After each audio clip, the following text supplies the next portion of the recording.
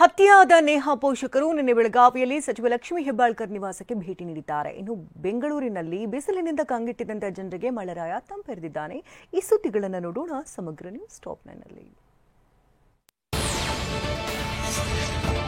ಹುಬ್ಬಳ್ಳಿಯಲ್ಲಿ ಕೊಲೆಯಾದ ನೇಹಾ ತಂದೆ ನಿರಂಜನ ಹಾಗೂ ಕುಟುಂಬಸ್ಥರು ಸಚಿವೆ ಲಕ್ಷ್ಮೀ ಹೆಬ್ಬಾಳ್ಕರ್ ನಿವಾಸಕ್ಕೆ ಭೇಟಿ ನೀಡಿದ್ದಾರೆ. ಬೆಳಗಾವಿಯ ಕುವೆಂಪು ನಗರದಲ್ಲಿರುವ ಸಚಿವರ ನಿವಾಸದಲ್ಲಿ ಭೇಟಿಯಾಗಿ ಮಾತುಕತೆ ನಡೆಸಿದ್ದಾರೆ.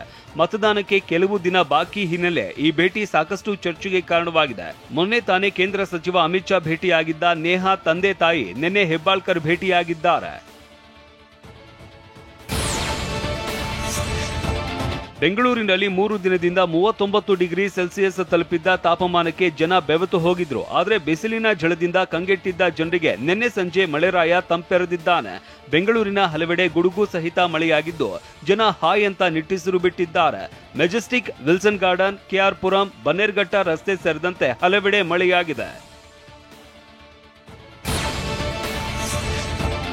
ನಿನ್ನೆ ಏಕಾಏಕಿ ಹಲವು ಜಿಲ್ಲೆಗಳಲ್ಲಿ ಮಳೆಯಾಗಿದೆ. ನಿಮ್ಮ ಉಬ್ಬಿದ ರಕ್ತನಾಳಗಳ ಸಮಸ್ಯೆಗೆ ಎವಿಸ್ ಆಸ್ಪತ್ರೆಯಲ್ಲಿ ಕೇವಲ 30 ನಿಮಿಷದ ಲೇಸರ್ ಚಿಕಿತ್ಸೆಯೊಂದಿಗೆ ಮುಕ್ತಿ ಹೊಂದಬಹುದು. ಹೆಚ್ಚಿನ ವಿವರಗಳಿಗಾಗಿ ಸಂಪರ್ಕಿಸಿ 8088837300. ಬಿಸಿಲಿನಿಂದ ಬೇಸತ್ತು ಹೋಗಿದ್ದ ಜನರಿಗೆ ವರುಣ ತಂಪೆರೆದಿದ್ದಾನೆ. ಬೆಂಗಳೂರಿನ ವಿದ್ಯಾಪೀಠ ವ್ಯಾಪ್ತಿಯಲ್ಲಿ 20 ಮಿಲಿಮೀಟರ್, ಚಾಮರಾಜನಗರ ಜಿಲ್ಲೆಯ ಕುರ್ತಿ ಹೊಸೂರು ವ್ಯಾಪ್ತಿಯಲ್ಲಿ 21 ಮಿಲಿಮೀಟರ್, ಕೋಲಾರ ಜಿಲ್ಲೆಯ ಯಲಸಂದ್ರ ವ್ಯಾಪ್ತಿಯಲ್ಲಿ 18 ಮಿಲಿಮೀಟರ್, ರಾಮನಗರ ಜಿಲ್ಲೆಯ ಎಲೆತೋಟದ ಹಳ್ಳಿ ವ್ಯಾಪ್ತಿಯಲ್ಲಿ 17 ಮಿಲಿಮೀಟರ್ ಮಳೆಯಾಗಿದೆ. ದಿಢೀರ್ ಮಳೆಯಿಂದ ಬೆಂಗಳೂರಿನ ಕೆಲ ರಸ್ತೆಗಳ ಮೇಲೆ ಬೈಕ್ ಸವಾರರು ಸ್ಕಿಡ್ ಆಗಿ ಬಿದ್ದ ಘಟನೆಗಳು ವರದಿಯಾಗಿವೆ.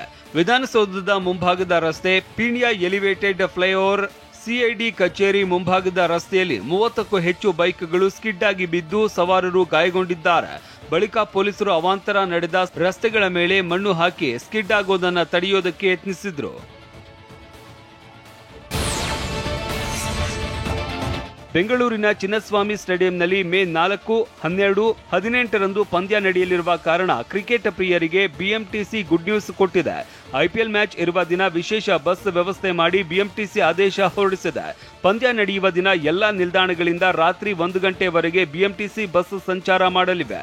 ಕಾಡುಗೋಡಿ, ಬನ್ನೇರ್ಘಟ್ಟ, ಮಾಗಡಿ ರಸ್ತೆ, ಯಲಹಂಕ ಸೇರಿದಂತೆ ವಿವಿಧೆಡೆ ಬಸ್ ಸಂಚರಿಸಲಿವೆ. ಕಾಟೇರ ಚಿತ್ರತಂಡ ಚಿತ್ರದ ಕತೆಗಾರ ಹಾಗೂ ಡೈಲಾಗ್ ರೈಟರ್ಗಳಿಗೆ ಕಾರು ಗಿಫ್ಟ್ ನೀಡಿದೆ. ಮಾಸ್ತಿ, ಜಡೇಶ್, ಹಂಪಿ, ಸೂರಜ್ಗೆ ಕಾರು ಗಿಫ್ಟ್ ನೀಡಲಾಗಿದೆ.